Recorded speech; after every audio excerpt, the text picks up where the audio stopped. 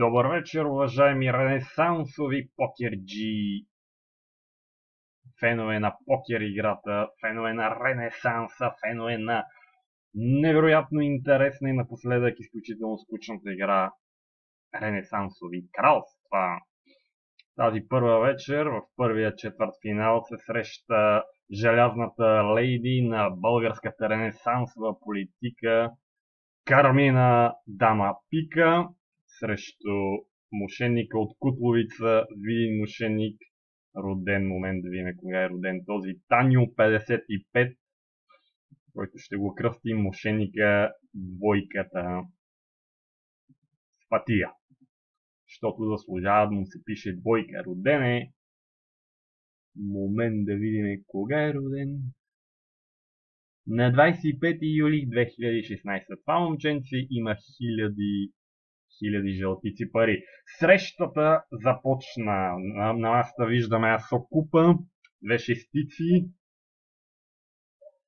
Я да видим какво надиграване става в момента. На масата имам жълтица и половина. Къде ще отиде първият залог? Таня го устрашава. Не! Кармина печели жълтица 47. Дръпва с едни гърди желязната лейди Дама Пика срещу Таню мошенника двойка Спатия. Така.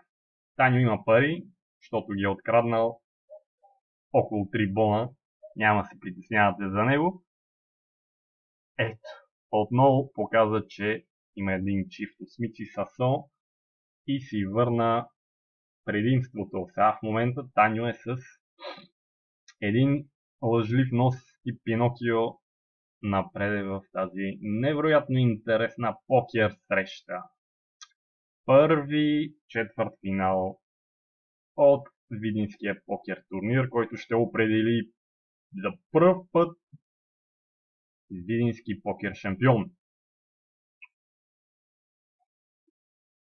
На масата виждаме много слаби карти, обаче има две четворки, петица, шестица, има ли стрейт.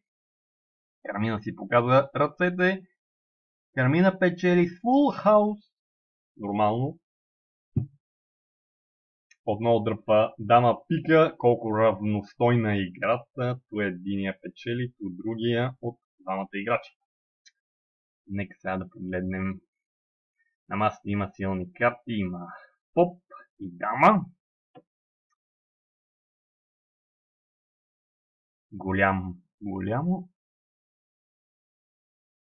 Голямо надаване от страна на Танио, който заложи всичките 18 жълтици. Това е много добър ход.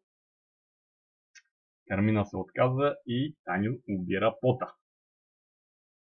Което за сега му върши работа. Паричките са почти едни и същи. Аз имам все още 10 ръце, но те не знам, не съм ги броил колко имат. Дано те са си броили, защото играта в момента е изключително равностойни. Двамата играчи имат 19 жълтици, точка 17. Това какво е? 17 стотинки. Нека да видим това поредното изключително интересно разиграване. На масата има асо.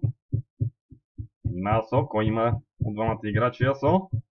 Напрежението е голямо. Таню Кутловския мошенник или железната лейди Дама Пика, Кармина дългогодишна кметица от Търново. Какво стана? Кармина показва ръцете си. Кармина печели 3 жълтици 92 стотинки или каквото са. И отново дръпва напред. Явно опита си казва думата тук. Политическия опит пред хитреенето на мошенник Таню. На масата отново има асо. Има и дама, има и поп. Това е изключително интересно. Таню вдига. И Кармина отново печели си един чифт асо с поп.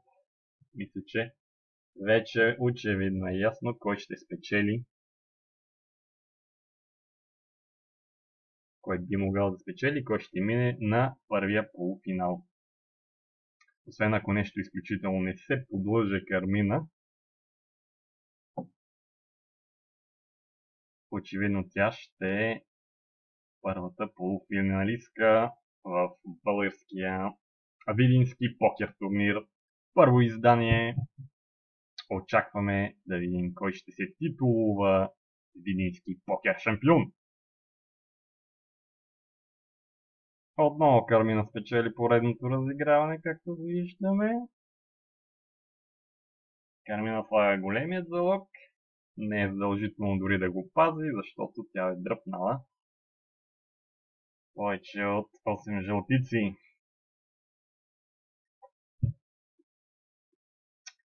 Така, аз съм много добре подкован. Мога да си льопна една биричка, я да видя.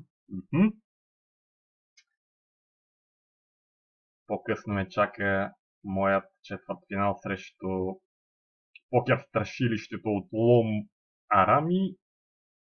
Ще видим кой двама ни ще продължи. И ще се изправи по всяка вероятност срещу Кармина Дама Пика. Това е нейният покер прякор. Преди малко току-що го измислих. Ето, вижте, забележете за какво става въпрос.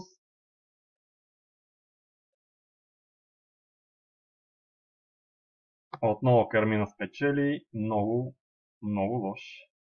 Ето, размазват ме, признава Таньо. Абсолютно е така.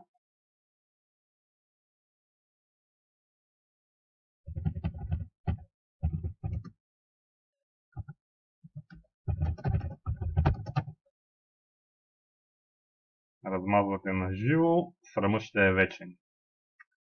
Тая, веднъж един мошенник да бъде надхитрен и размазан на покер среща. Мисля, че това е очевидно. 26 жълтици, 38.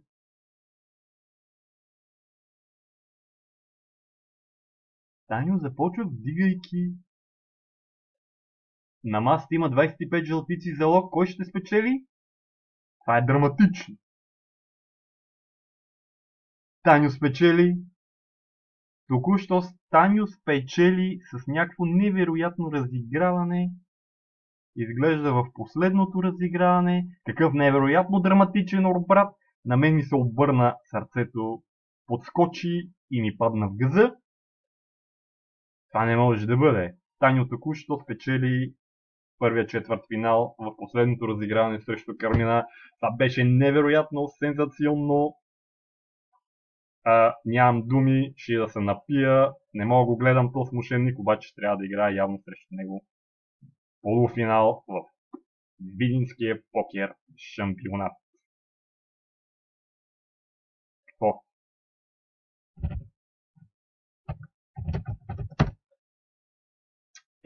Това беше първата среща. Разделяме се, очаквайте ново включване. Уважаеми ренесансови почитатели на покер.